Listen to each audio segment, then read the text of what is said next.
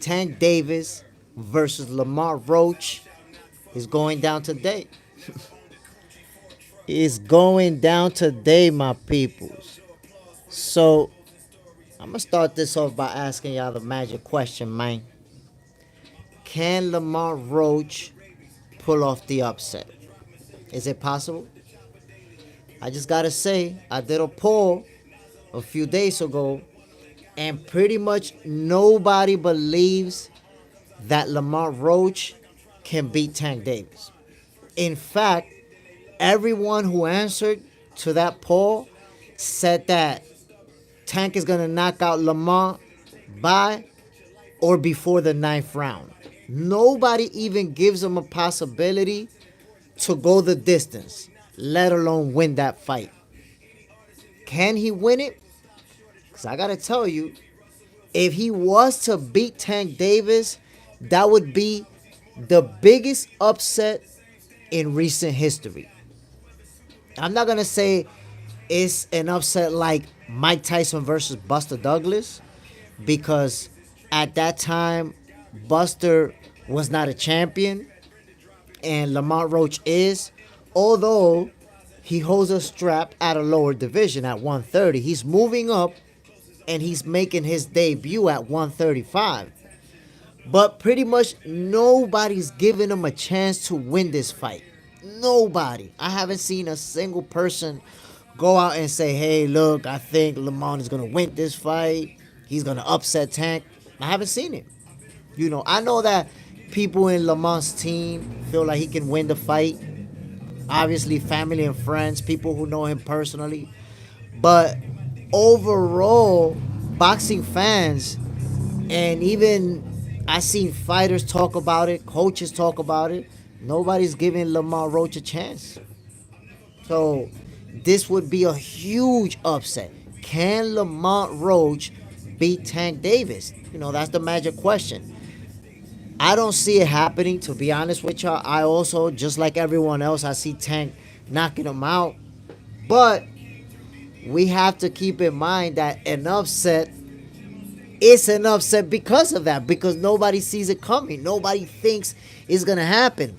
I think the last big upset that we seen was Jose El Rayo Valenzuela versus Pitbull Cruz. Pretty much everyone was expecting Pitbull to knock him out. And, it's crazy because I actually predicted that El Rayo Valenzuela was going to beat Pitbull, that he was going to outbox him, and that's exactly how it played out. But this upset, you have to think about it, man. I haven't seen nobody say that Lamont Roach is going to upset Tank Davis. Now, you guys tuning in, do you think that Lamont Roach has the tools and resources to upset Tank Davis? I don't see it happening, man. But I'm wondering, is there anyone out there who thinks that it can happen? The fight is going down tonight. No more talking. No more press conferences. Like I said, a lot of people, including myself, expect Tank Davis to knock Lamont Roach out. What's good, my peoples? I appreciate y'all tuning in. By the way, this is Box Center. Yo, if you haven't subscribed to this boxing channel, I promise you, this is where it's at right here. I'm going to be streaming Tank Davis versus Lamont Roach tonight live on Instagram. So tune in, my peoples. You can see the fight with me. You can see my reaction. I'm going to be calling it round by round. And like I said, man, I personally am expecting a knockout from Tank Davis. An explosive, spectacular knockout. Lamont Roach is going to sleep. That's how I see it happening. But anything can happen in boxing. We've seen it. We've seen a lot of upsets. If Lamont Roach can upset Tank Davis, this is going to be one of the biggest upset in recent history, my people. Probably it could even be one of the biggest upsets in history, because you have to think about it. Tank, not just because Tank is undefeated, but because he's such an explosive fighter. He's so famous. He's, some people say he's the face of boxing. I don't agree with that. But Tank Davis is that dude. People just expect him to win in beautiful fashion every time out. And Lamont Roach, being someone who's moving up to a new division, although he is a champion at 130, people just don't expect him to have what it takes to win this fight. Now, we have to consider the fact that Lamont is a very good boxer. I do have to say, Tank Davis is a slow starter. He's known for that. Oftentimes, he loses, a few rounds in the beginning, then he'll start picking it up. He figures out his opponents, picks them apart, and then comes the knockout. The one thing about Tank Davis, man, he's one of the special fighters who catches his opponent with a punch they don't see coming. Remember when he dropped Ryan Garcia? What did he do? He went under the right hand and boom, caught Ryan with a nasty shot with that powerful left and dropped him. And then right after that, he caught him again with a counter shot to the body. Boom! It ended the fight. So Tank Davis is one of the best counter punchers in the game. Consistently catches his opponent with a punch they don't see coming. Is Lamont Roach going to be ready for that? Number one, is he going to be able to handle that power and keep his composure, fight back, be able to keep winning rounds after he gets hit? Is he going to be ready for that? The one opponent who was able to defend himself versus Tank Davis's counter shots, Pitbull Cruz. If you watch that fight, he was able to block that counter uppercut consistently. He was waiting for it. You could tell that Pitbull Cruz and his team prepared for those counter shots, and he was able to go 12 rounds and probably gave Tank the best fight that we've seen so far, the most competition. Won some rounds. He was right there with Tank the whole 12 rounds. Went the distance. Can Lamont Roach go the distance? Better yet, can he beat Tank Davis? Can he shake up the world? Because I'm telling you, if Lamont Roach is able to upset Tank Davis, that's going to be the biggest upset in recent history. Yo, shout out to my boy Ryan Frazier. What's good, my boy? I appreciate you. You already know, man. I see you doing your thing. Yo, if you in this live right here, my peoples, check out Ryan Frazier. Yo, he's one of the up-and-coming boxing folks, that he's creating great content, and he knows what the hell he's talking about. Yo, shout out to you, my brother. Boom. James Peterson, my boy. Yo, so like I said, man, Tank Davis, everybody's expecting a knockout. Everybody says that by or before the 9th round, he is going to stop Lamont Roach. And we have to see how it plays out, because that's the anatomy of an upset. The anatomy of an upset is that nobody's expecting it to happen, and boom, it happens. That's an upset. The biggest upset in history till today, we consider it to be Buster Douglas versus Mike Tyson. Nobody gave Buster Douglas a chance. Now, I would say Buster Douglas versus Mike Tyson is a bigger upset than, if Lamont Roach is able to upset Tank Davis, simply because Buster Douglas was not a champion. And nobody expected him to beat Mike Tyson, and we saw how that played out. So anything can happen in boxing. Anything has happened in boxing. So we just have to see it. But it's going down tonight, my peoples. I'm going to be broadcasting the fight on Instagram Live. I'm going to be calling it round by round. Yo, tap in with me, my peoples. It's going to get serious. Can we get surprised? Can we get shocked by Lamont Roach? Like I said, man, I did a poll, and I didn't see a single person who felt like Lamont Roach can beat Tank Davis. Not one. Everybody's expecting Tank to knock him out. So I want to know, man, what do you think, my peoples? Can Lamont Roach pull off this upset? Because I can't say, he's a very good boxer. He's very skilled. He has very good defense. And we have to keep in mind, Tank Davis is a very slow starter. He does tend to lose rounds. The first 2-3 rounds, he does tend to get hit, lose a few rounds. And then eventually he just starts to time his opponents, pick them apart, and then that knockout punch comes. can get a moral victory just by looking good before the KO. um, Let me ask you something, Ryan. Do you think that he can go the distance, or is it guaranteed that he's going to sleep? I see him. To be honest, I see him getting knocked out. But I'm just wondering, man, is there anyone out there who feels like Tank can, do his thing, win the fight, but win it the same way that he won against Pitbull Cruz, where he had to go the distance. He had to, win rounds as opposed to land that big shot and get him out of there. I do see that Lamont Roach is moving up from 130.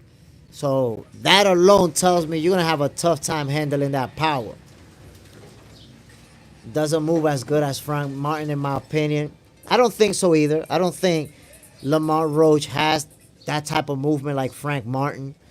And Frank got caught with that big shot eventually. So, I don't know, man. So far, it's been like unanimous. Like everybody sees Lamont Roach getting knocked out. Everyone. I haven't seen. Even when I'm watching the fighters talking about it, the coaches talking about it, everybody's saying the same thing. That's why I'm saying, though, if Lamont Roach was to prove all of us wrong and win that fight, that's going to be one of the biggest upsets in boxing history. I don't think it's going to be bigger than, like I said, Mike Tyson and Buster Douglas, but it's going to be up there, man. If he's able to pull it off and shut all of us up, it's going to be insane. We just have to see how it plays out. That's going down tonight. By the way, I'm going to remind you, my peoples, that was announced yesterday. Ryan Garcia, Teofimo Lopez, and Devin Haney are all going to be fighting on the same card in Times Square, New York City. Imagine that. There's never been boxing in Times Square. Them dudes are going to be fighting surrounded by skyscrapers. I don't know how they're going to set up the ring or the seating arrangements, but that's going to be crazy, man. I can't even imagine people boxing in Times Square. I believe that, that setup is going to bring new fans to boxing. Just because there's going to be a lot of people tuning in and showing up to that fight simply because it's in Times Square. So I'm super looking forward to that. And, we want to see Teofimo Lopez. We want to see Devin Haney fighting Tank Davis. Well, they're going to be in Times Square. I'm expecting both of them to win their fight. By the way, Teofimo is fighting Barboza, who's a very good fighter. So that's going to be a tough fight. But, man, fighting in Times Square, that's going to be insane. I'm so looking forward to that. So a shout out to His Excellency Turki Al Sheikh. That's super creative, super cool to have people fighting, in Times Square. Whoa, Stringer Bell, Teofimo Lopez versus Boots. Listen, that's a fight I would love to see, although I believe that Boots will destroy Teofimo Lopez, to be honest with you. Teofimo has the better resume right now, but I would say that's because Boots, nobody wants to fight him. So, when you're that guy, that good, people don't want to fight you. So it's hard to get those big names in the ring with you. But I believe Boots, he's just too big, man. He's just too big. At welterweight, Boots is like 5'10", bro. And you see, he's not even built like a welterweight. Boots is built like a 154-pounder, like a 160-pounder. He a big dude. I don't even know how he that fast. So, I say Teofimo Lopez versus Boots. It will be a competitive fight. Nobody in boxing watches Teofimo Lopez. He ain't going to get washed. But Boots is just too nasty, too big, too strong. And I just see him manhandling Teofimo Lopez. Now, Teofimo versus Keyshawn Davis, man, I want to say that's a 50-50 fight. Keyshawn Davis, man, he's a special fighter. But Teofimo, we can't sleep on him, man. He's special too. And there's bad blood. They obviously don't like each other. They've had a little run-in. They had a little situation where in fact Keyshawn Davis allegedly put hands on Teofimo's pops. So, we have to see how that plays out. Today, man, listen, I'm predicting Tank Davis to knock Lamont Roach out by the 9th round or before that. That's my prediction. But I also recognize, man, anything can happen in boxing. We've seen anything happen. So we only know that Lamont Roach is a champion in the 130 division. He can fight. And we just got to see it. But my prediction, if I have to put my money in, I got Tank Davis winning by knockout. Not just winning by knockout, winning by explosive knockout. Matter of fact, look, I'm going to tell you how the fight plays out. We already know that Tank Davis is a slow starter. Notorious for that. So Lamont Roach is going to have, for the first 4 rounds, Lamont Roach is going to look good. He's going to do his boxing. He's going to use his footwork. And he's going to win a couple of rounds within the first 4 rounds. But then Tank Davis is going to do what he does. He's going to start getting his rhythm. After the 4th round, he starts getting in his rhythm. He starts landing those big shots. He starts picking them apart. And eventually, like he always does, he's going to catch Lamont with that punch he don't see coming. And he goes to sleep. That's the thing about Tank Davis, man. He's one of the special fighters who he always has the ability to catch you with that punch that you don't see coming. Look at Leo Santa Cruz. Leo Santa Cruz was putting so many hands on Tank. And what happened? He ate an uppercut that he didn't see coming and went straight to sleep. Took a nap. What happened with Ryan Garcia? He was winning rounds and he was looking good. First he caught a left shot right in the kisser. He didn't see that coming. Got dropped. And then he caught a body shot. That body shot, he didn't see it coming. It was a counterpunch. That's the thing about Tank Davis that people don't say enough. He's one of the best counter punchers in boxing. Period, point blank. You could hate on Tank, but we can't even dispute that, yo. He's one of the best. His counter punching ability is so good that you don't see it coming. He's that guy that he makes you miss. And while your punch is still out there, boom, he catches you. And you're down and out. So there's very few fighters who've been able to handle Tank's power. Pitbull Cruz being a great example. Pitbull was able to handle his power. But if you watch that fight with Pitbull, they studied that counter punch. And Pitbull blocked a lot of those counter uppercuts right there. Boom, boom. You saw it over and over throughout the fight. Pitbull kept blocking it.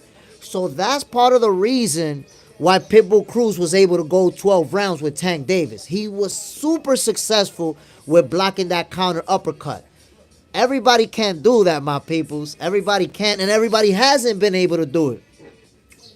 They know each other. Lamont likes to sit on his punches, catching flip shots. Lamont better move around or KO inside 5.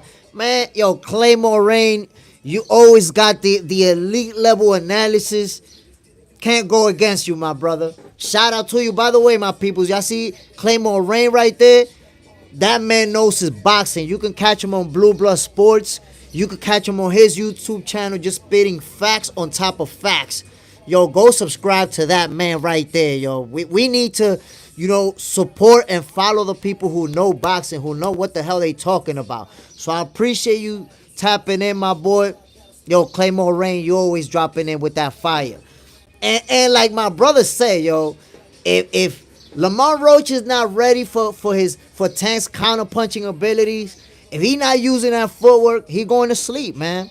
I'm giving him... Now I do got to say, like I said earlier, my peoples, and let's keep this in mind.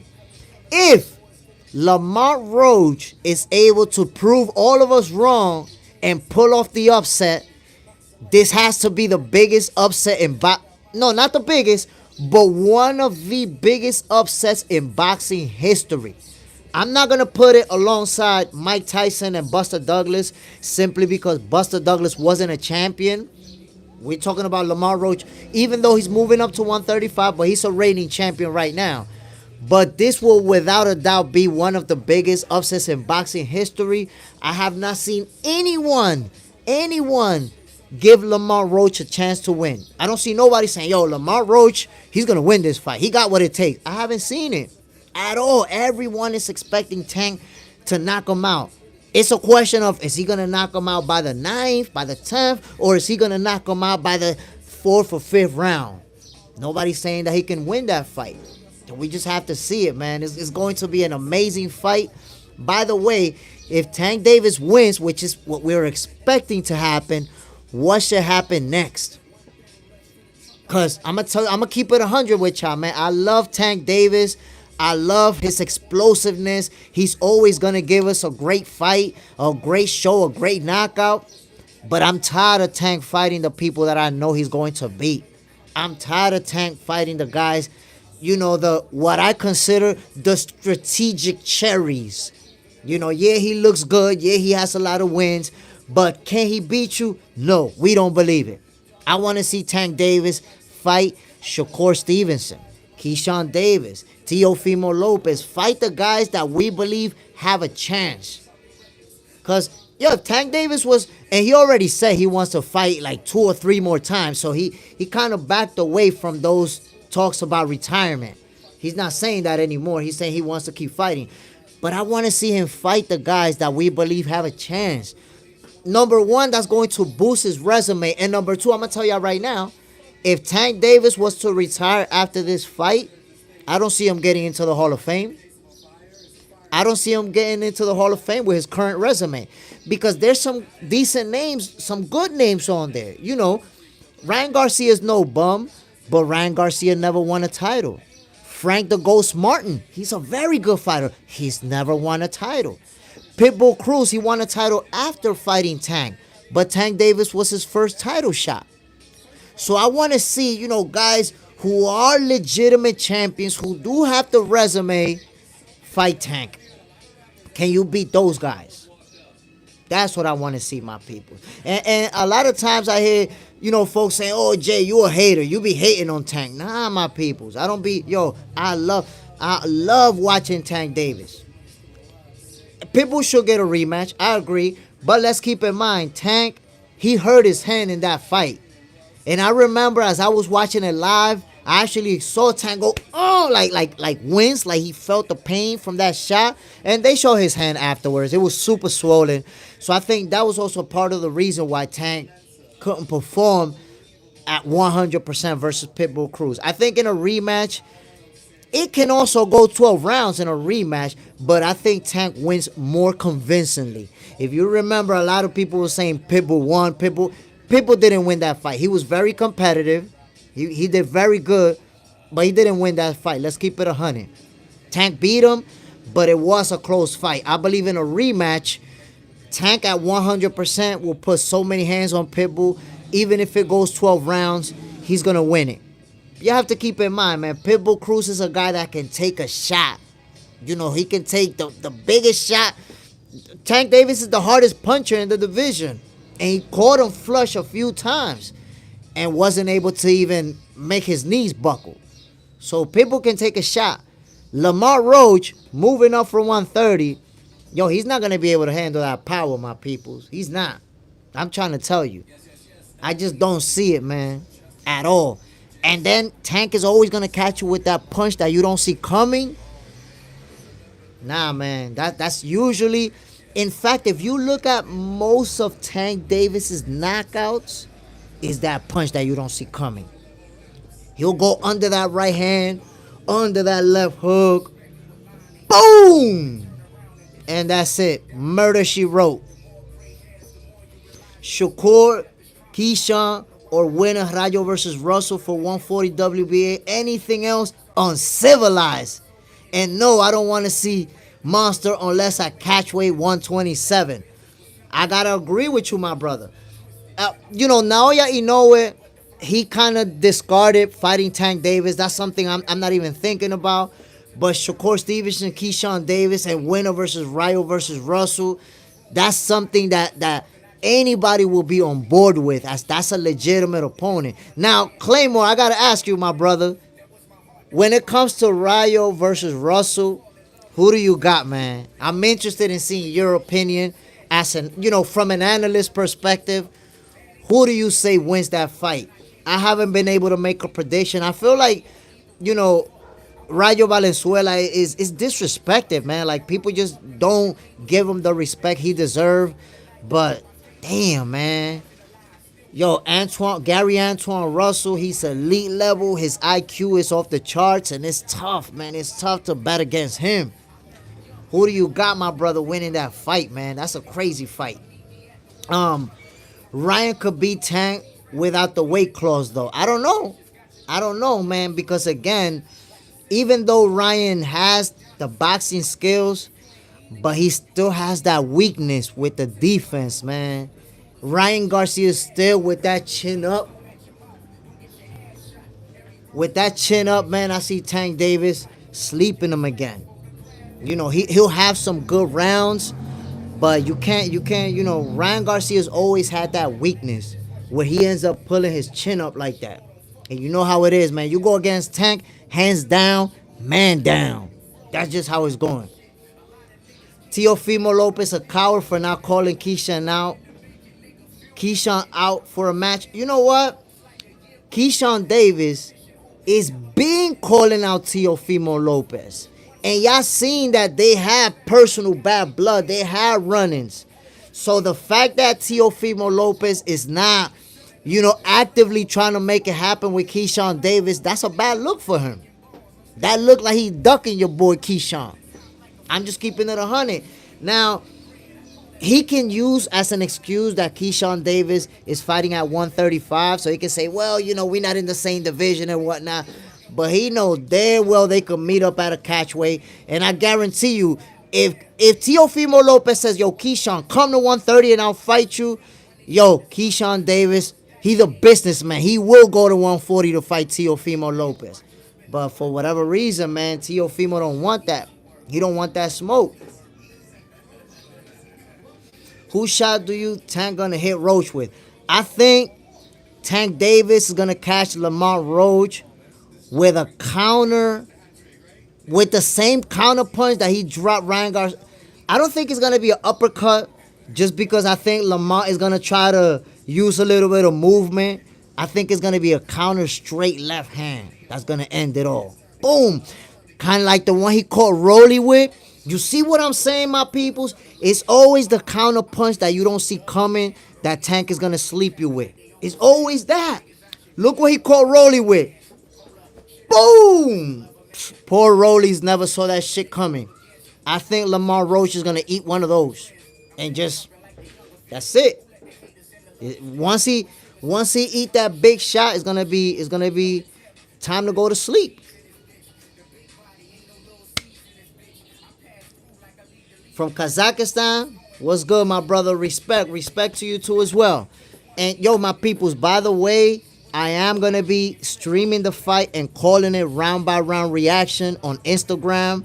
Yo, tap in with me. I'll be going wow. I call it how I see it. If you haven't subscribed to Box Center, my peoples, I promise you, this content over here is crazy. Subscribe to Box Center, hit that like button, share this shit. We doing it. We doing what we got to do, my peoples. But again, it's 30 people up in here. Does 81 believe that Lamont Roach can pull off the upset tonight? I'm still waiting to see it because, yo, nobody has told me that Lamont Roach is going to win. Nobody. Crawford versus Canelo. Listen, man, Crawford going to whoop that ass. Yo, Stringer Bell, you asking me if Teofimo is racist? I'm going to keep it 100 with you, man. Teofimo Lopez was one of my favorite fighters. I've been following him a long time. But that racist shit that he been on, man, he got me convinced that he's a racist already. At this point, I want to see him get his ass whooped. I'm tired of Teofimo's bullshit. The banana and the watermelon and all that shit, man, I'm tired of it already. That's it. I'm not supporting him anymore. I don't like him anymore, and I want to see him get beat up. I'm keeping it 100. Now, Terrence Crawford ran into Teofimo, and he said that it was all good, that he was doing it for promotion. I'm not convinced yet, man. Right now, he's looking like a racist to me. If at some point I'm convinced that he's not a racist, I'll support him again. But for now, I can't rock with him, man. I can't. I'm not feeling the way he's been acting, the way he's been talking crazy. I don't like it, man.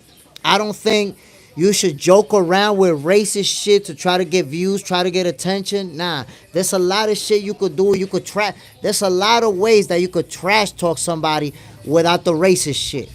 Anytime I see somebody so racist, I can't fuck with them. That's it. I'm done. Done with Teofimo Lopez. Ooh, Bam Rodriguez. Man, listen. Bam Rodriguez is a special fighter. So let me see what you got, Claymore.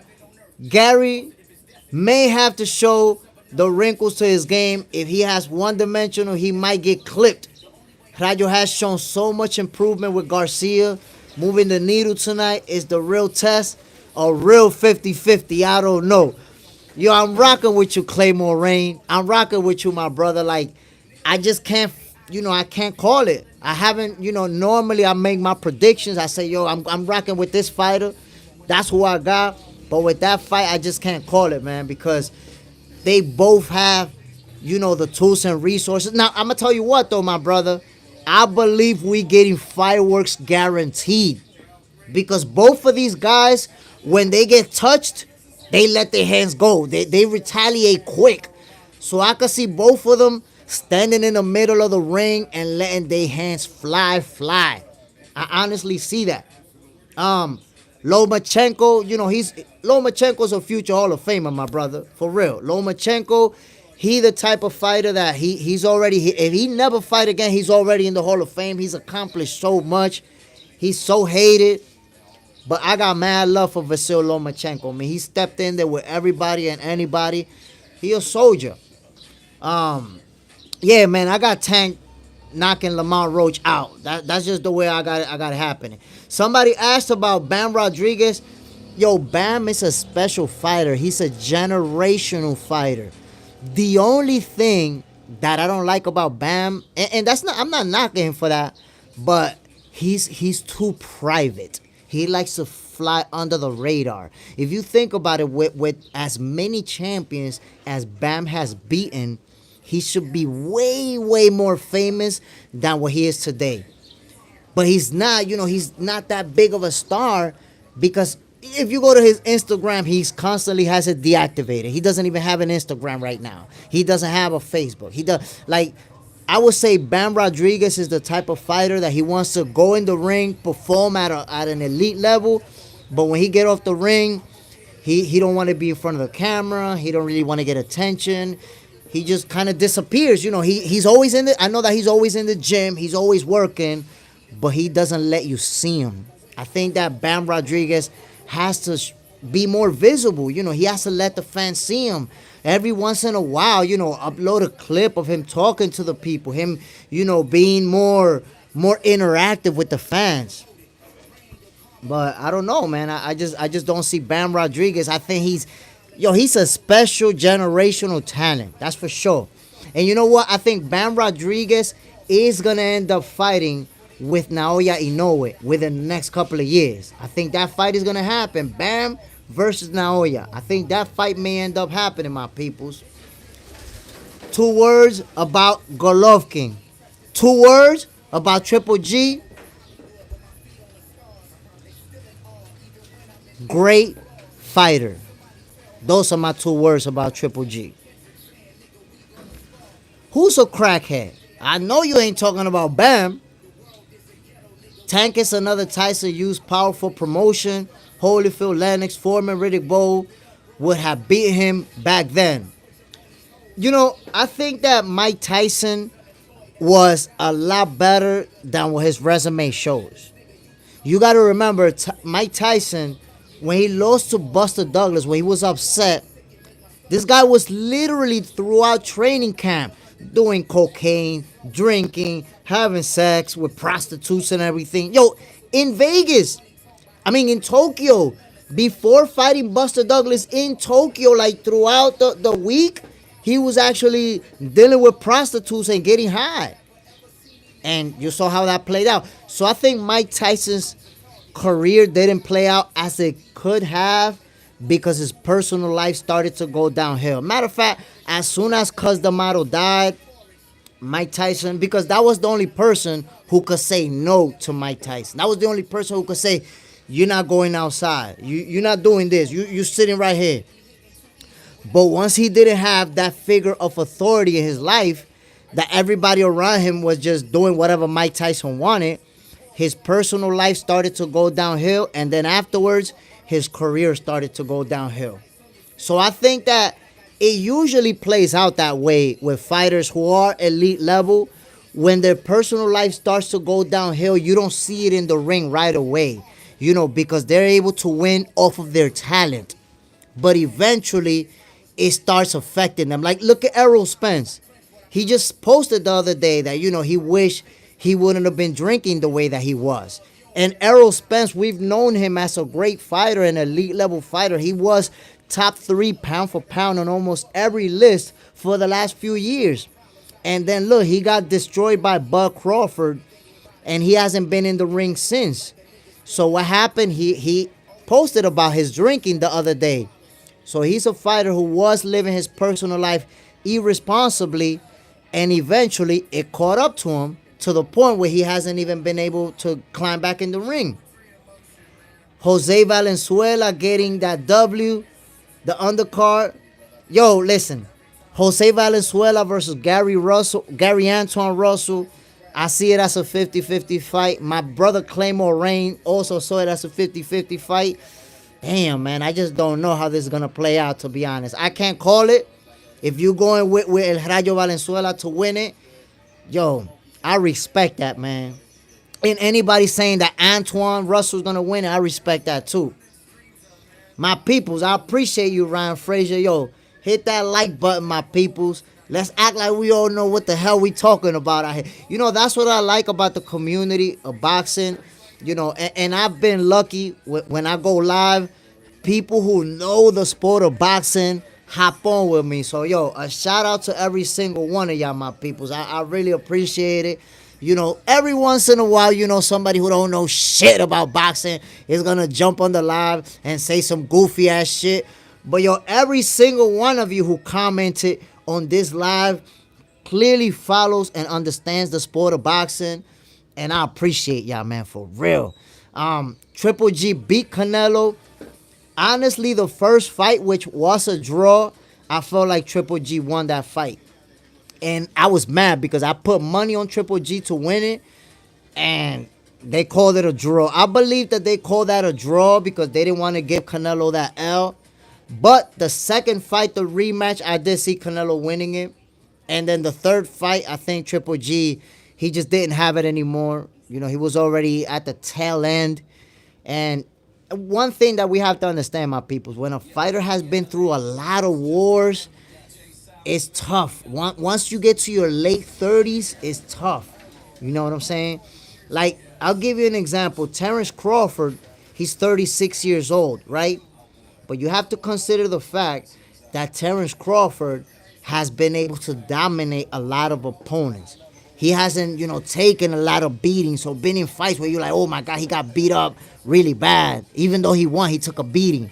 So he's still fresh. And he stays in the gym. He doesn't drink. He doesn't smoke.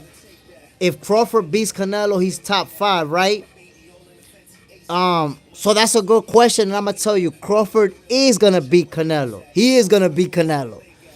And we're going to have to put him number 1 in the pound for pound list. If you don't have him there, I think, to be honest, I've had Terrence Crawford number 1 in the pound for pound list for quite some time, but he has been inactive for a minute. Not inactive, but he beat Madrimov, who isn't, the biggest win ever. And we have to consider, where do we put Dimitri Bivol in the pound for pound list? Because he just beat an undefeated Arthur Beterbiev. And it was a great fight. He beat him in a rematch. He became undisputed.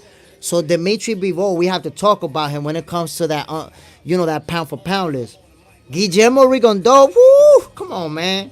Another elite level fighter, another Hall of Famer, great fighter, very small guy who beat a lot of champions. And Lee Rigondeaux, man, I got mad love and mad respect for that brother. What makes me think Terrence Crawford beat Canelo? That's a great question. I'll be happy to answer it for you, my brother. Damn, I just got people who know boxing up in here. So let me tell you why. If you look at the people who beat Canelo, right?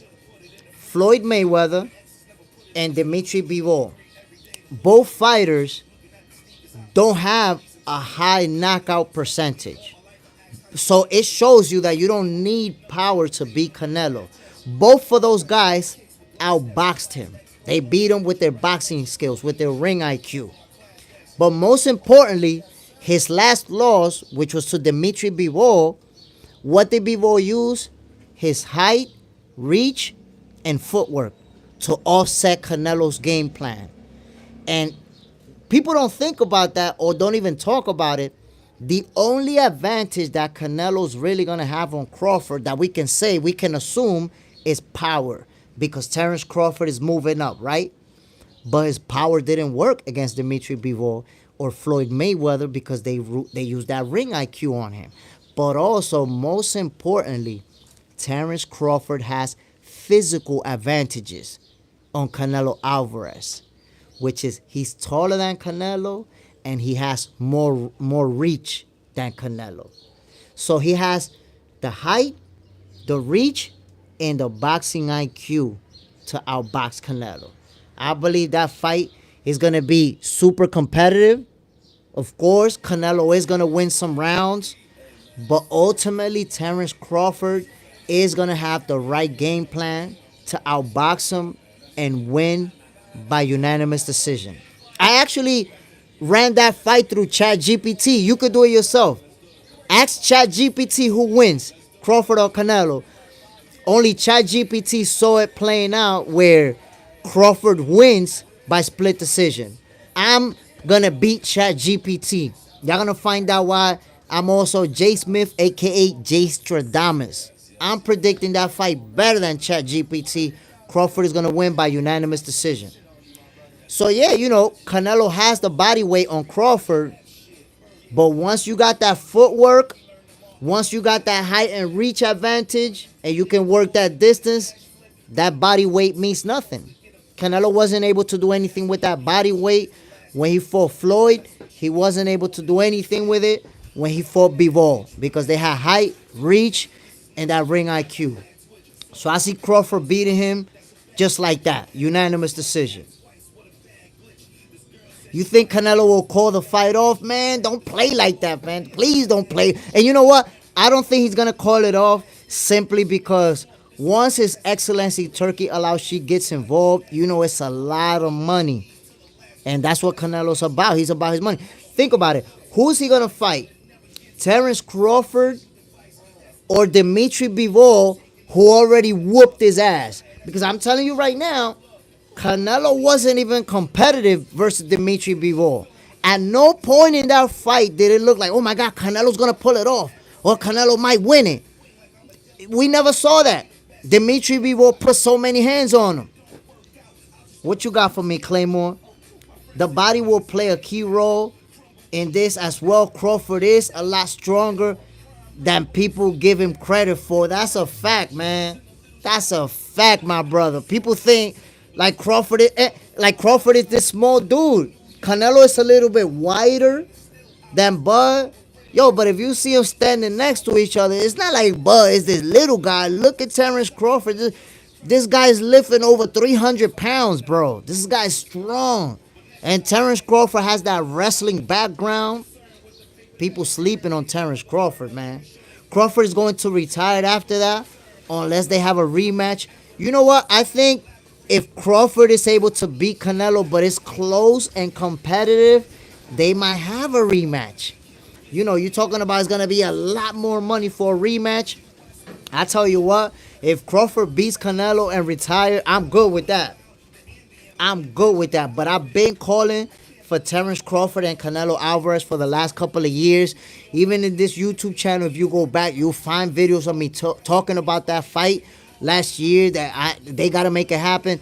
And people was laughing at me. People was telling me, oh, that fight doesn't make no sense. Terrence Crawford has no business moving up 2 divisions. And it's never going to happen. And look now. Now that that fight is a possibility for September, everybody's on board. Everybody wants to see it. You see what Stringer Bell? You're right. Manny did duck Crawford. And you know why that happened? Because when Manny Pacquiao was on top rank, basically they were trying to make him pass the torch to Terrence Crawford. Like, okay, this is the next guy. Bob Arum was trying to make that fight happen. Yo, Pac-Man didn't want it. He knew how that fight was gonna play out. He wasn't ready to pass the torch, especially in a way where he's gonna get beat up convincingly. Nah, and it was a good idea because look what happened. He ended up going over to PBC, and he made history when he beat Keith Thurman. He beat an undefeated Keith Thurman to take away his WBC title. So Manny Pacquiao, he did the right thing for himself. You got to remember, and we have to keep this in mind, my people. And I believe in this as well. If you're an elite level fighter in your late 30s or you're about to get to 40 years old and you've accomplished a lot, then you have the right to make a decision and fight who you want to fight. And you have to be smart about who you fight as well, because we're talking about why being at that age, at that level, you want to get pummeled by a much younger fighter. So I think Manny did the right thing, not fighting Crawford. I wanted him to fight Crawford. I wanted that fight so bad. But he did the right thing, not taking that fight, not getting beat up. Ryan Frazier, what you got for me? Manny was supposed to fight Crawford after the Horn fight. Like I said, my brother, he was smart not to take that fight. I wanted it. I wanted to see it happen, but I knew Bud was going to beat him up. Keith Thurman is overrated. Honestly, my brother, I don't think Keith is overrated. I think he just got injured too many times. And his personal life, once he started making money, he started acting goofy, wasn't in the ring, started getting fat. And I think he could have been, he could have kept winning and done big things. But you got to think about it, my peoples. With the PBC fighters, that kind of turned into a trend. Because if you look at Broner, if you look at both Charlo's brother, if you look at Errol Spence, if you look at Keith Thurman, all of them guys, when they started making money, their careers went like that. Their careers started going downhill. Oh, my God. Abdullah Mason, he's such a special fighter. Abdullah Mason is one of those guys who he's going to be one of the faces of boxing. He's one of the most special young fighters right now. And I'm going to tell you this about Abdullah Mason. He's the reason why I consider him a special fighter and one of the guys that's going to be running boxing in the future. All you have to see is his personal lifestyle. I actually analyzed that. Are you the type of guy who's always partying, always drinking, smoking hookah or weed or whatever? If you're that type of fighter, you could get away with doing those things when you're young, when you're in your 20s. I've seen fighters in their 20s not even run that much or not train like they should and still win. But once you get to your 30s, that lifestyle catches up to you. And then that's it. Once you start going downhill, there's no saving you. Adrian Broner should have had a way better career than he had. Keith Thurman should have had a way better career than he had. Both Charlo's brothers. Them dudes, they skills is elite level, but their personal life took over. So when I see Abdullah Mason, that guy's not partying. That guy's not drinking. He's a devout Muslim, living that healthy lifestyle. The sky's the limit. Benavidez, he's a special fighter. I hope Benavidez is able to fight Dimitri Bivol. That fight been brewing. It's been brewing. So I want to see it happen. Like I said, man, Sosa Vision, I don't know about tonight, my brother. Are we going to get the upset? Nobody has said that Lamont Roach can beat Tank Davis. Nobody. As a matter of fact, nobody's even said that he can go the distance. Everybody's expecting a knockout. I'm expecting a knockout. We have to see how it's going to play out. The chicken called him out, bro. She has to really scope him out to say that. Thurman, no knockout power. I think Keith Thurman was the type of fighter, he didn't knock you out with one punch. He was able to break you down slowly to get a stoppage. I think the last time we saw the best version of Keith Thurman was when he beat Danny Garcia. When he beat Danny Garcia, we saw Keith Thurman at the peak of his performance, of his skills. Then after that, he made a couple $1,000,000, just like the other PBC fighters. He started to go downhill. So when I'm trying to figure out, is this guy gonna have a long career? Is this guy going to perform at the highest level? I'm looking at your personal lifestyle. Look at Terrence Crawford. Look at Terrence Crawford. He's performing at an elite level in his mid-30s. You never seen Terrence Crawford drunk. You never seen a fat Terrence Crawford in your life. That's why, because this guy lives his personal life in a way that he's able to stay fit mentally and physically and perform at that level. Puello versus Martin, man, I think that's a 50-50 fight. That's a 50-50 fight. They're going to slug it out. That's going to turn into a slugfest real quick. Loma and Shakur Stevenson, I got Shakur Stevenson winning that fight. Lomachenko is at the tail end of his career. I think he's 36 or 37 years old. He's not going to beat these young fighters at this time anymore. I don't think, and Lomachenko is already a bona fide Hall of Famer. But I can't see him beating those guys anymore. Shakur Stevenson would outbox him. Easy work for Shakur. Jermaine Taylor. Jermaine Taylor, man, damn. He was one of my favorite fighters. I was shocked when he took that first loss, when he got knocked out like that.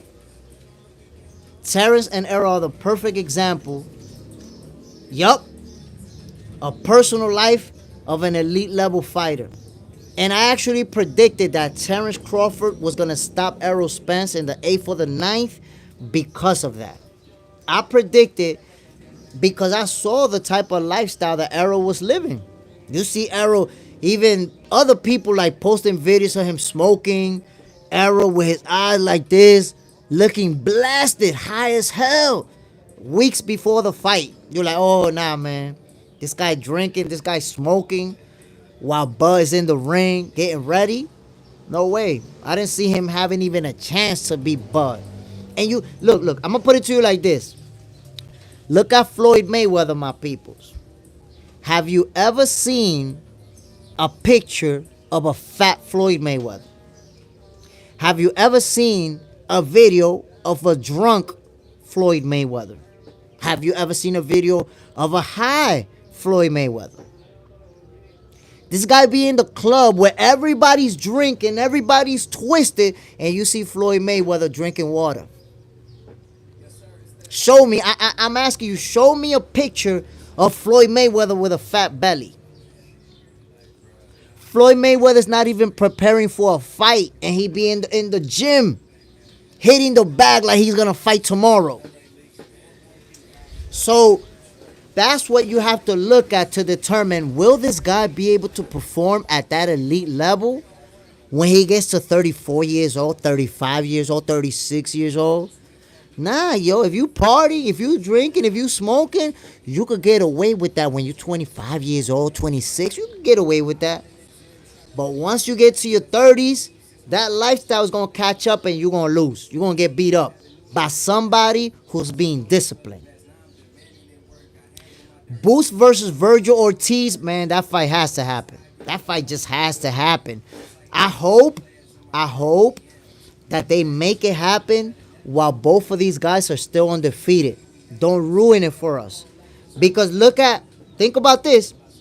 Look at Deontay Wilder and AJ.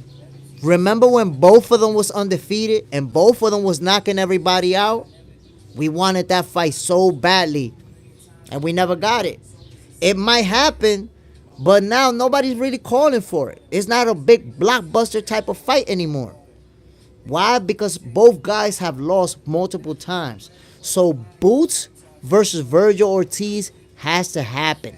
Now, I'll tell you what, it's hard for me right now to call that fight because Virgil Ortiz has faced better opponents than Boots, but I see Boots as being the better pure boxer. Boots has the better defense. That's the one thing. Virgil, he gets hit a lot. He can be irresponsible with his defense. And Boots, he gets hit too sometimes. He can get a little bit irresponsible with his defense as well. But when he's trying not to get hit, he's very hard to hit, yo. He turns into the Matrix up in there. I think that fight will turn into a slugfest simply because both guys, they don't like to back down. But in my opinion, Boots will have a game plan where he does use his footwork, he does use his movement, and if he fight that type of fight, if he decides to box him instead of just trade leather, I see Boots winning that fight. That's how I see it playing out. Yo, listen, Juan Montalban, I will tell you right now that there's a lot of people that Floyd kept Tank away from, and Lomachenko was one of them. Terrence Crawford versus Canelo Alvarez, I was talking about that earlier. You know, Terrence is going to win that fight by unanimous decision. That's how it's going down, my people. That's how I see it playing out. So, my peoples, listen. I want y'all, give me a second. Stay with me, my peoples. I'm going to show y'all my Instagram so y'all can check it out. Because I'm going to be calling this fight tonight, man. So y'all can hop on with me. Give me a second. Let me get my other phone for that.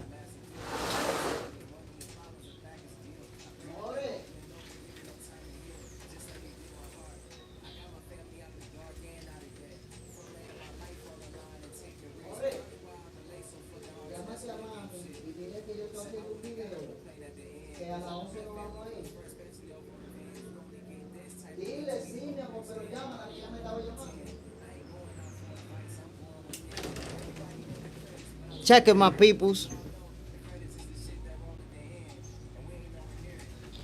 That's my Instagram. I'm going to be calling this fight tonight.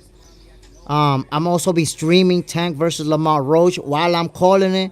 Trust me, I'm going to be calling it the way you never seen nobody calling it, round by round reaction. So check me out on that Instagram and you're going to see I'm going to be going off. Be going off tonight on that fight, y'all. Boots is dog, but Spence, even one time Thurman are running. Listen, nobody want to fight. Nobody want to fight Boots, my people. Nobody want to fight him. I hope that we can get Boots versus Virgil. You know, I really hope that we can get that fight. What part of Dominican Republic you from? I'm from Santiago, my brother. Santiago, Dominican Republic, real close to the monument. And like I said, my peoples, look, tonight this fight is gonna be fun to watch. I think Lamont Roach is gonna hang in there a few rounds and do good the first 3-4 rounds of the fight. But you know how it goes, man. Once Tank Davis gets in the rhythm and starts doing what he does, starts picking you apart, it's only a matter of time till he catch you with that punch you don't see coming, and it's a wrap. You're going to sleep after that. In culinary school, yo, Tank went 2-0 versus Lamont Roach in the amateurs. So Lamont knows what's really good. Oh shit, coming to Dominican Republic. Yo, enjoy it, my brother. You coming at a good time. The weather's beautiful. You already know. Boots is the new Bud. I agree with you. You know, at the welterweight division, nobody really wants to fight him. You don't see nobody calling for Boots, and that was the same thing with Terrence Crawford. People only start calling you out when you finally get to the top, when they know you now you represent a big payday. Now a lot of people want to fight Terrence Crawford. But when he was a 147, trying to get that fight with Errol Spence for 2-3 years, nobody wanted to fight him. Remember Keith Thurman, he wanted $10 million to fight Terrence Crawford. Danny Garcia wanted like $10 million to fight him too. Now everybody wants a Terrence Crawford fight because he represents the biggest payday of their career. Virgil will go spot on, bro. That's what I'm telling you. You know, I'm trying to tell you, man. You know, and Virgil, he a top level fighter. He's an elite level young. I'm glad that Virgil moved up in weight. By the way, he almost died trying to make weight at 147. I'm glad that he decided to move up to 154. I want to see Virgil versus Boots, man, real bad. I think you got to take this into account, my people. Virgil versus Boots. We're talking about, even though Virgil is American, but you know he's Mexican. He got Mexican parents, so it's kind of like Mexico versus the U.S. The African American versus the Mexican. There's a lot of history there from way back in the days. So those fights are always huge. That's why Terrence Buck Crawford versus Canelo Alvarez is going to be a mega showdown of epic proportions. We're talking about Mexico versus the U.S., the African American versus the Mexican. You can go way back to Julio Cesar Chavez and Meldrick Taylor. You can go back to a bunch of Mexican fighters and African American fighters who faced each other, and it was a huge event. There's going to be another one of those, my peoples.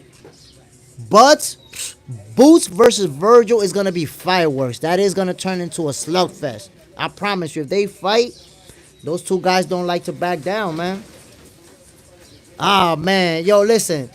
Juan Montalban, I wanted to see Better BF versus Benavidez.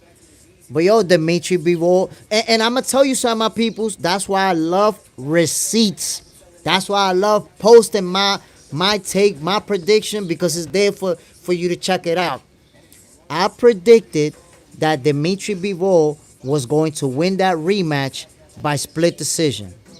He did it in a way where I felt like when I did my prediction, I said, you know what, he's going to make the adjustments. It's still going to be a close fight, a competitive fight, but Dimitri Bivol is going to make the right adjustments to do enough to win. If you notice, in the first fight, Dimitri Bivol's face looked like a tomato, twisted. In this fight, he didn't come out like that. So he was more effective using his movement and his counter punching. He was more effective dodging those big shots from Beterbiev this time around. And he was able to win it. I think Eubank versus Ben, gonna be a good fight too. Listen, my brother. Chris Eubank versus Conor Ben, that's going to be a very good fight. A fan-friendly fight. It's going to be a slugfest. You know, they personally don't like each other. They honestly dislike each other. This shit that Chris Eubank did with slapping him with the egg in the face made it even worse. There's real bad blood there. You know, their parents fought each other in the past, and now they get to fight. So I think there's a lot of bad blood with these two. And when it's like that, a fight is going to break out. This is not going to be a boxing match where they're hopping around in the ring and displaying their nice skills. They're going to slug it out. And more so because of Conor Ben. Conor Ben is going to be pushing to make that fight inside of a phone booth. Chris being taller, having that reach advantage, I know he wishes they could fight in a football field. But Conor Ben is going to make it inside of a phone booth. He's going to go in there trying to trade nasty leather. And Chris is going to have no choice but to fight him. When a guy keeps coming forward, how much footwork can you use? There's not that many, elite level fighters that can use their footwork for 12 rounds and stay away from you. Everybody can't do that, my people. If you don't have that elite level footwork, you're going to have to stand there and fight. You're going to have to. You have no choice. They're going to catch up. So I think that Chris Eubank and Conor Ben is going to be a slugfest of epic proportions. And I don't know who's going to be the underdog for this fight, because you got to think about it. Conor Ben is the smaller guy. He's the guy moving up as well. But damn, I just feel like, I don't know why, but I feel like he's going to win that fight by knockout. Like the way he's been acting, the way he's carrying himself, his demeanor, I could be wrong, but I've been feeling like Conor Ben is going to knock him out. What y'all think, man? Chris Eubank versus Conor Ben. How y'all think that's going to play out? I don't want to see Bivol going backwards like Boo Boo against Benavidez.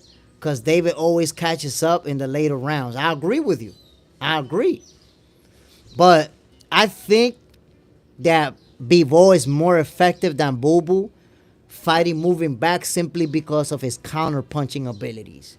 If you notice, Better BF in this last fight, he wasn't able to get off on him because B-Boy just kept counterpunching, moving and counterpunching so consistently that Better BF never got in that rhythm.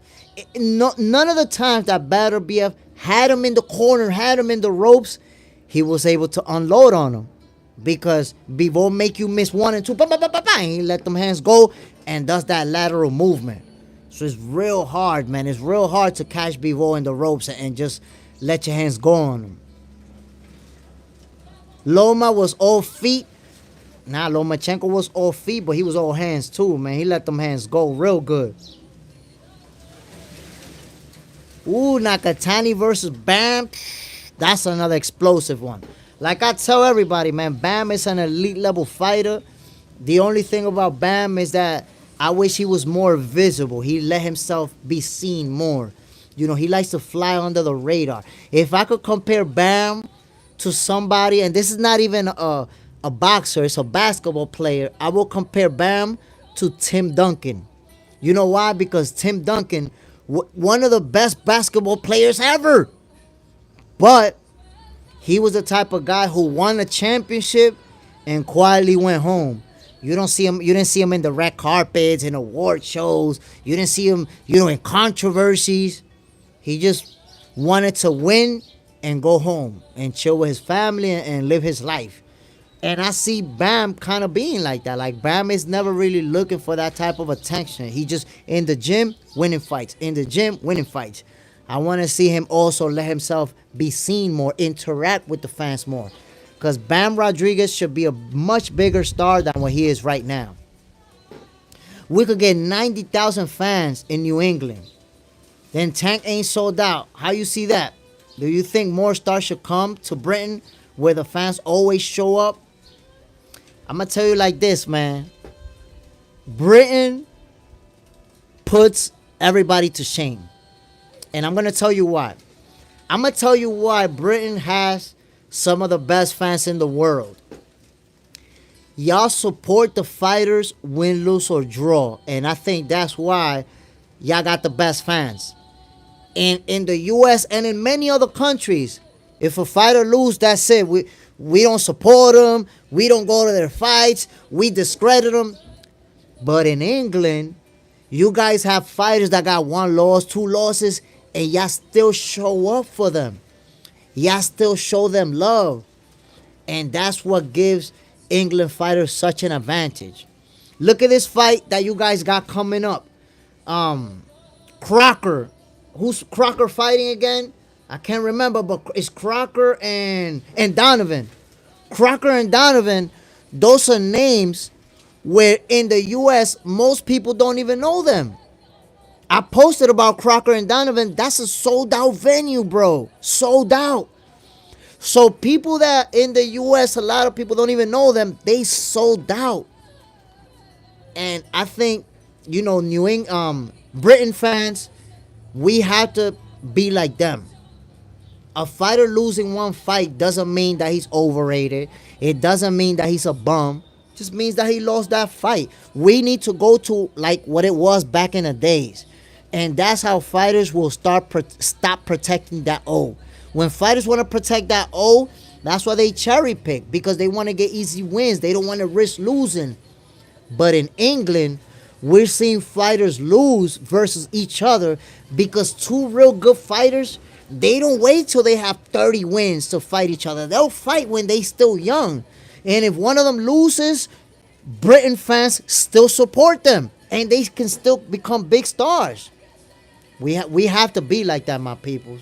We have to be like that. We have to support the fighters, whether they win, whether they lose, whether they draw. And I say we, but I'm going to tell you, I'm like that. When a fighter loses, I still support him the same way. El Rayo Valenzuela, I believed in him from a long time ago. And when he lost, when he got stopped, that people started saying he was overrated, I still believed in him. I still felt like he was going to become a champion. You could see it. I posted about that last year. And when he fought Pitbull Cruz, everybody was saying, oh, Pitbull's going to knock him out. Pitbull's going to knock him out. And I posted about that. I said, yo, Rayo Valenzuela is going to outbox Pitbull. He's going to use his height, his reach, his footwork. He's going to outbox him. He's going to win that fight. And people was laughing at me. Why? Because we have a culture where as soon as a fighter loses, we discredit him. Oh, he's a bum. Oh, he's not that good. Oh, nah, my peoples. If you truly love the sport of boxing, you have to support the fighters no matter what. And let them know, yo, if you lose, I still got your back. If you still lose, I'ma still go to your fight. I'ma still support you. But we tell fighters, yo, if you lose, you're a bum and we don't give a damn about you. That's why they don't want to lose. That's why they don't want to risk it. But if you look at fighters from England that are fighting over there, yo, it's a slugfest. They're all fighting each other because they know. Fighters in England know if I lose, my fan base is still going to be with me. They still going to rock with me.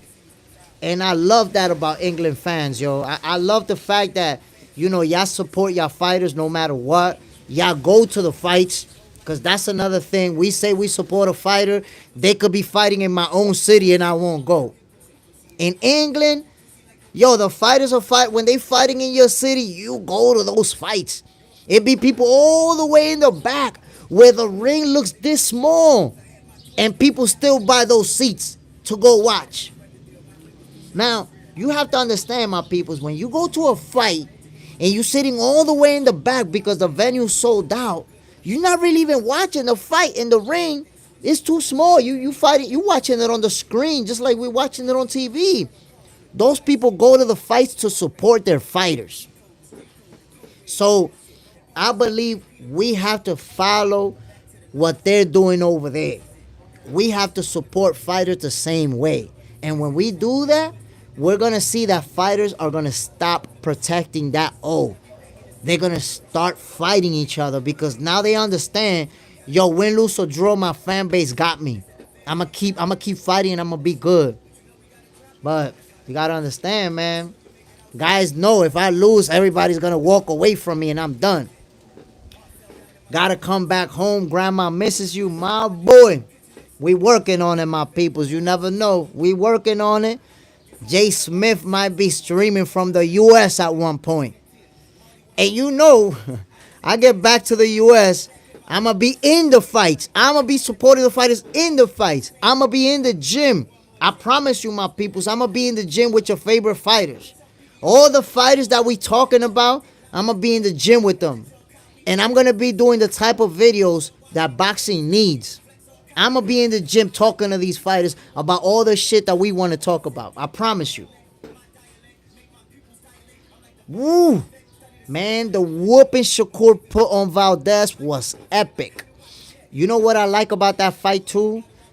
And that's the problem, like I told you, man. That's how boxing fans are. That's our flaw.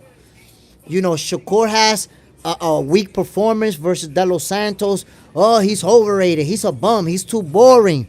Go watch Shakur versus Valdez. Go watch Shakur versus Jamel Herring. And we have to understand, Shakur Stevenson, he's one of the best fighters right now. The best defense in the game right now by a landslide. Unhittable. But you know what it is? We're not happy with a guy fighting his fight and winning. We want him to fight our fight. We want him to get hit. We want him to get dropped. We want him to be, in a slugfest. But I want you to think about this. And Floyd Mayweather said it himself. The reason why Floyd was able to perform at an elite level for so many years and retire and he still be in the gym training, he still be sparring, is because he did not get hit a lot in his career. He did not take a lot of punishment. And because of that, he still got his mental faculties. Shakur Stevenson is the same way. He don't get hit a lot.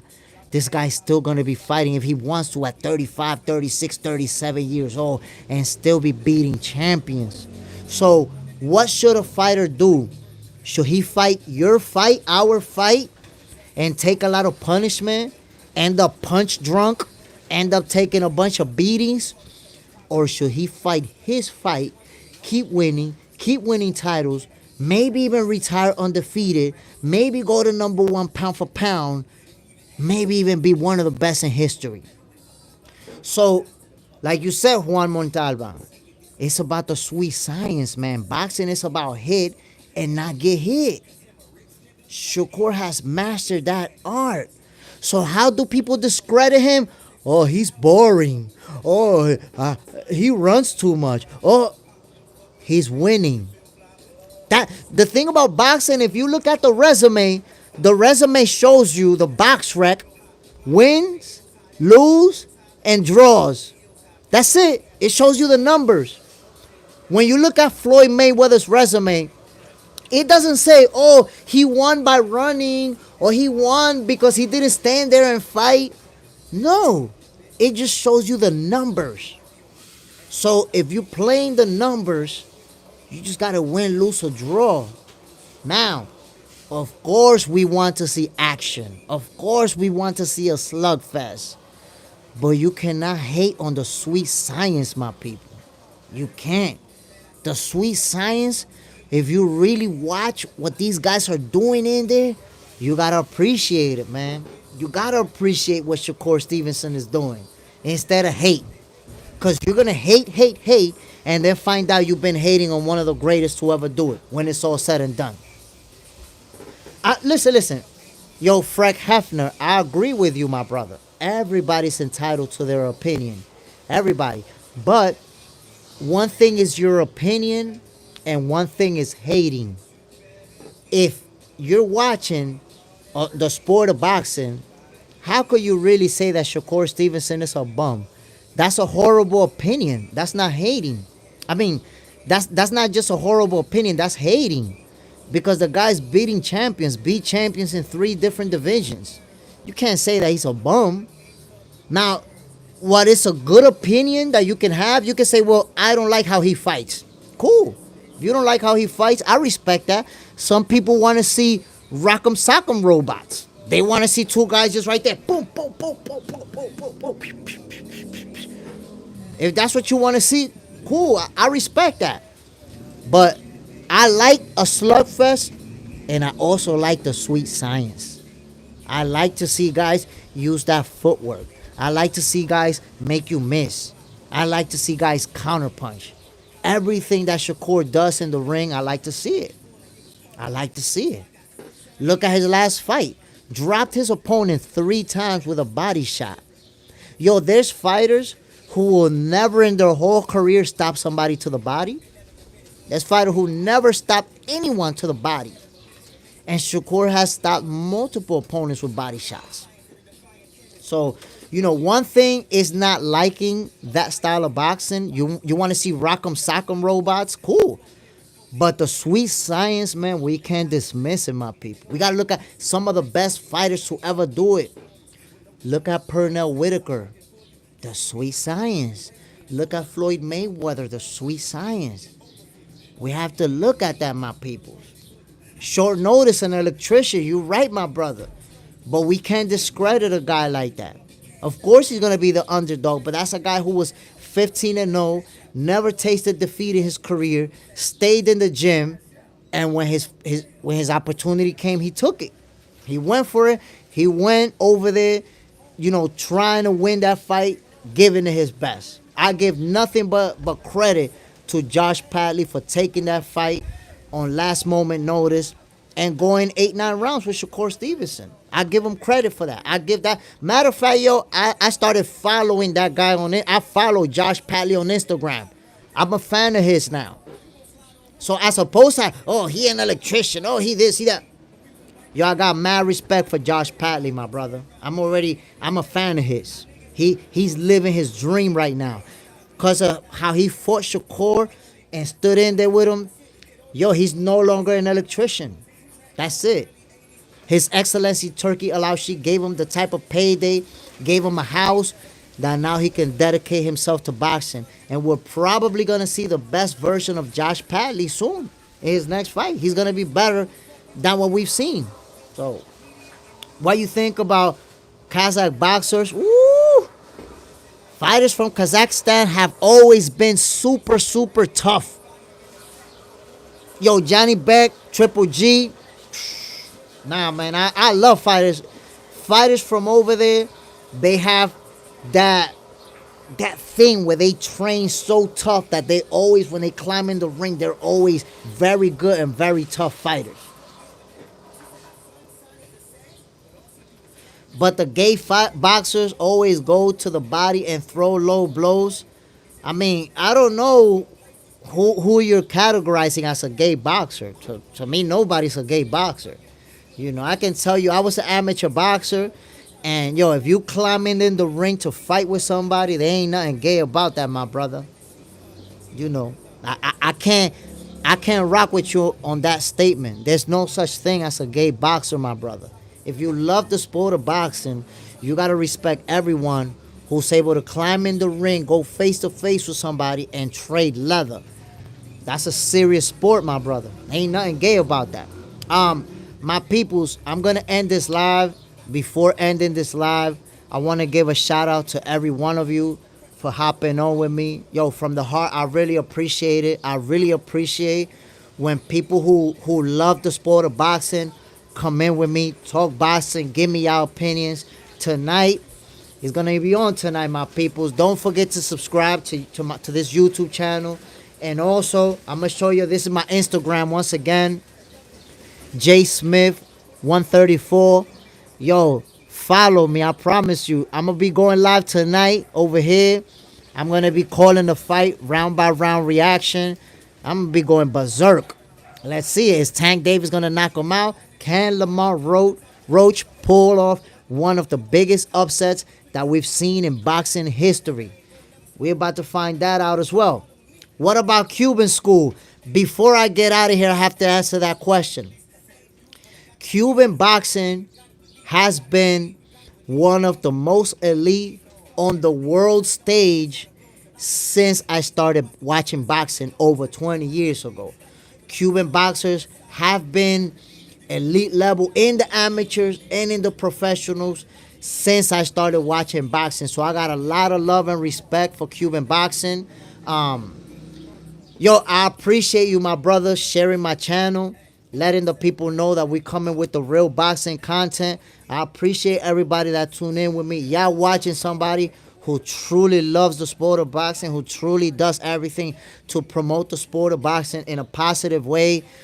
Let's spread the love to the boxers, my people. Let's respect the fighters. You know, fighters die in the ring. You know, they're really putting their life at risk. So let's show respect for the fighters, my people. And I appreciate everybody tuning in with me. Yo, one love to everybody, yo. This is your favorite boxers, favorite boxing show. Thank you guys for tuning in. Thank you for showing me love. I'm going to get out of here. I'm going to see y'all tonight, man. Like I said, check me out on Instagram. We're going to be calling this fight. Y'all going to be crazy when y'all see me calling this fight. Yo, one love to everybody, man. I appreciate y'all. Peace.